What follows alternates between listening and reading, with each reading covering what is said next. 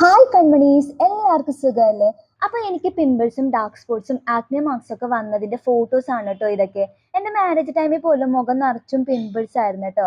അങ്ങനെ അത് മാറ്റാൻ വേണ്ടി ഞാൻ ഒത്തിരി കാര്യങ്ങൾ ട്രൈ ചെയ്തു. അതിലൊന്നാണ് ഇന്ന് ഷെയർ ചെയ്യുന്നത് കേട്ടോ.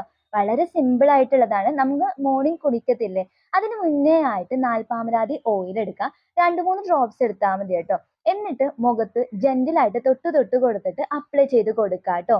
പിമ്പിൾസും ആക്നെ മാർക്സും ഡാർക്ക് സ്പോട്ട്സ് ഒക്കെ ഉള്ള സ്ഥലങ്ങളിൽ മസാജ് ചെയ്യാതെ ജസ്റ്റ് അപ്ലൈ ചെയ്ത് മാത്രം കൊടുക്കുക കേട്ടോ.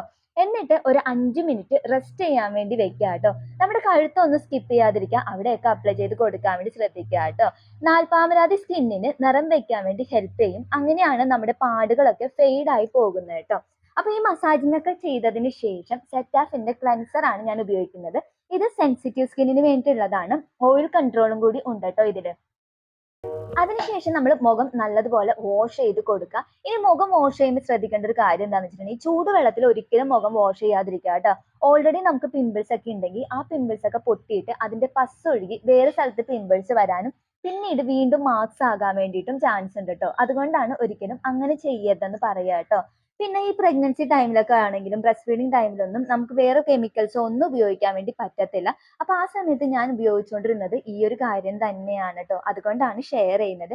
ഓയിലി സ്കിൻ ഉള്ളവരാണെങ്കിൽ പ്രത്യേകം ശ്രദ്ധിക്കുക. പാച്ച് ടെസ്റ്റ് ഒക്കെ ചെയ്തിട്ട് മാത്രം നിങ്ങൾ ഇതൊക്കെ ഉപയോഗിക്കുക കേട്ടോ. ഇനി നമ്മൾ ഫേസിന് വേണ്ടി മാത്രമായിട്ട് ഒരു ടവൽ സൂക്ഷിക്കുക. ഇനി ടവൽ ഉപയോഗിക്കാൻ പറ്റുന്നില്ലെങ്കിൽ നിങ്ങൾക്ക് ടിഷ്യൂ പേപ്പർ ആണെങ്കിലും ഉപയോഗിക്കാം. ജസ്റ്റ് ഒപ്പി ഒപ്പി കൊടുക്കുക കേട്ടോ. നമ്മൾ കുറച്ച് ദിവസം ഉപയോഗിച്ച് കഴിഞ്ഞ് കഴിയുമ്പോഴേക്കും നമുക്ക് ആ റിസൾട്ട് വിസിബിൾ ആയിട്ടിരിക്കും. കംപ്ലീറ്റ് ആയിട്ട് പെട്ടെന്ന് തന്നെ മാറുന്നല്ല, യൂസ് ചെയ്തുകൊണ്ടിരിക്കും തോറും നമ്മുടെ പാടുകളൊക്കെ ഫെയ്ഡ് ആയിക്കൊണ്ടിരിക്കും കേട്ടോ. പിന്നെ സെറ്റാഫിന്റെ ക്ലെൻസർ എന്ന് പറയുന്നത് ബാക്ടീരിയാസിനെ ഒക്കെ കില്ല് ചെയ്യാൻ വേണ്ടി ഹെൽപ്പ് ചെയ്യുകയും ചെയ്യും. പ്ലസ് നമ്മുടെ ഓയിൽ കൺട്രോൾ ചെയ്യുകയും ചെയ്യും കേട്ടോ. അപ്പൊ ഇതാണ് എന്റെ ബിഫോർ ആൻഡ് ആഫ്റ്റർ പിക്ക്. ഇഷ്ടമായെങ്കിൽ ലൈക്ക് ചെയ്യണേ, ഷെയർ ചെയ്യണേ.